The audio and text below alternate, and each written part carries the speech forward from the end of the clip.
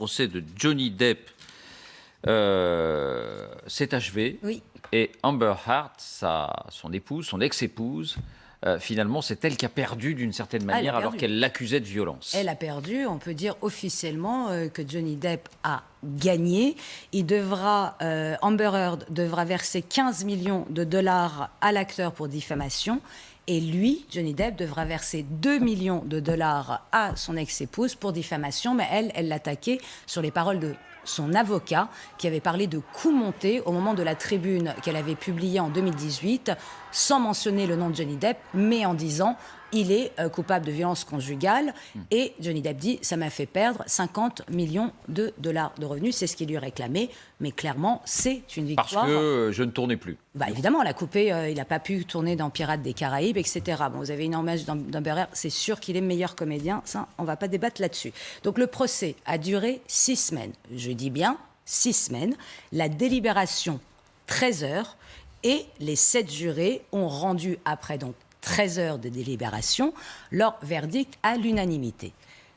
Le fait important et exceptionnel, c'est que le procès a été entièrement filmé et entièrement diffusé, donc tout le monde a pu y assister. Et pourquoi c'est important ? Et aux États-Unis, c'était ça a été suivi une affaire nationale. Les gens ont déposé des vacances pour pouvoir regarder.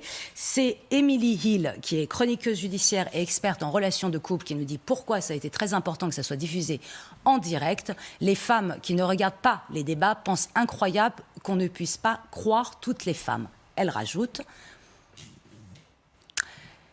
elle est une femme, donc elle a été maltraitée. Il est un homme, donc il m'a maltraitée. Quand on suit attentivement le procès, il semble plutôt que la maltraitance a été mutuelle et un peu plus mutuelle du côté d'Amber Heard vis-à-vis de Johnny Depp, de toute évidence. Alors, je précise vraiment que le procès a été équitable, que toutes les parties ont été entendues, que tous les témoins appelés par l'un et l'autre se sont retrouvés évidemment à la tribune pour pouvoir s'exprimer. Il ne s'agit pas maintenant de refaire le match, il est fait, mais de constater vraiment les avantages qu'il y a d'un vrai procès et qui vaut nettement mieux que toute forme de lynchage médiatique ou d'accusation sans procès. Et c'est ça qui est important dans la décision de justice qui a été prise après 6 semaines, encore une fois, de procès. Alors, je ne vais pas revenir sur les détails sordides, vous les avez dans tous les journaux, parce que c'est vraiment sordide de chez sordide, mais ce qui est intéressant, c'est que du premier au dernier jour, Johnny Depp a tenu sa ligne de défense, il n'a pas varié, c'était simple et clair. On écoute Johnny Depp à la barre.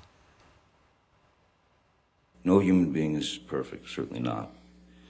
None of us. But I have never in my life committed sexual battery, physical abuse.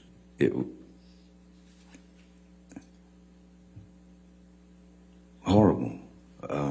Ridiculous, humiliating, ludicrous, painful, savage, unimaginably brutal, cruel, and all false.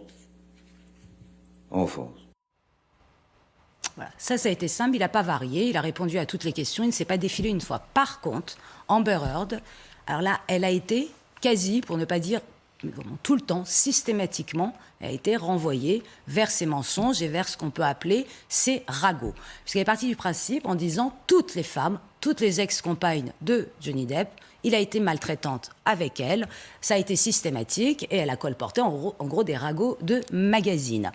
Et le problème, c'est qu'effectivement, Amber Heard a décidé de jouer cette défense-là en disant la parole de toutes les femmes disent toute la vérité. Je vous présente 3 ex-compagnes de Johnny Depp, Winona Ryder, Kate Moss et Vanessa Paradis, qui, pour les distraire, je le rappelle, sont des femmes et sont venues à la barre témoigner. Et effectivement, elles ont toutes discrédité ce que rapportait Amber Heard en disant il a été violent, etc.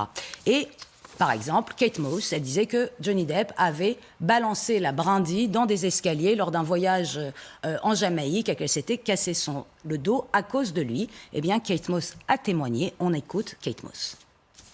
He never pushed me or threw me down any stairs. And Johnny left the room before I did, and there had been a rainstorm. And as I left the room, I slid down the stairs and I hurt my back. I screamed because I didn't know what had happened to me and I was in pain. He came running back to help me and carried me to my room and got me medical attention. Voilà, c'est simple. Et alors je veux vraiment revenir sur cette folie qui est de dire, de sacraliser la parole des femmes. Non seulement c'est dangereux, mais c'est régressif. Sacraliser les paroles des femmes, c'est renvoyer les femmes d'aujourd'hui au Moyen-Âge de leurs droits.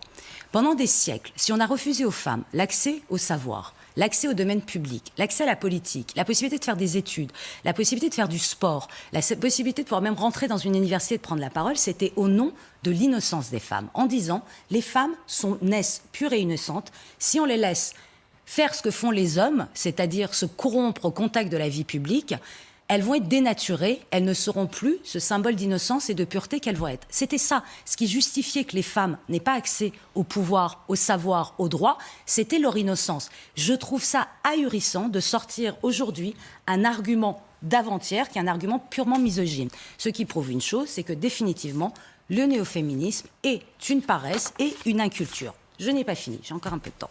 Alors, ce qui est aussi intéressant, et je reviens à Émilie Hale, notre chroniqueuse judiciaire féministe et spécialiste des relations humaines, c'est que ce procès a aussi permis de mettre en avant la maltraitance des hommes. Je cite toujours Émilie Hale, ce procès a aidé beaucoup d'hommes à s'exprimer sur la violence conjugale à leur encontre, qu'ils étaient trop embarrassés pour dénoncer. Elle continue, c'est vraiment passionnant.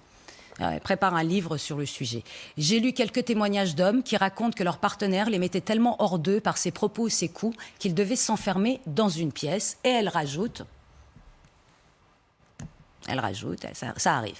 Car le moindre geste, y compris d'autodéfense, comme tenir ses mains ou vouloir l'arrêter, pouvait se retourner contre eux si leur réaction laissait des marques sur sa peau. Parce qu'un enregistrement d'Amber Heard a été diffusé qui a été effectivement décisif, où elle dit à Johnny Depp en ricanant, mais tu dis n'importe quoi, essaye, va dire toi qui es un homme, que je te maltraite, personne ne te croira, et de toute façon, c'est pas un truc d'homme, moi je suis une femme, je t'ai eu. Donc ça a joué. S'il y a une morale, juste je finis là-dessus, s'il y a une bannière, il y en a deux. La première, c'est que la justice, c'est bien. La justice évite l'arbitraire, la justice condamne les vrais coupables, et la dernière morale, c'est arrêtons de dire les femmes, les Français, les Iraniens, les hommes, ça n'existe pas. Il y a des femmes, des hommes, des Iraniens, des Français, des Malgaches. Arrêtons avec ces généralités qui nous renvoient, nous essentialistes, et nous condamnent à rester les femmes. Merci. Bravo.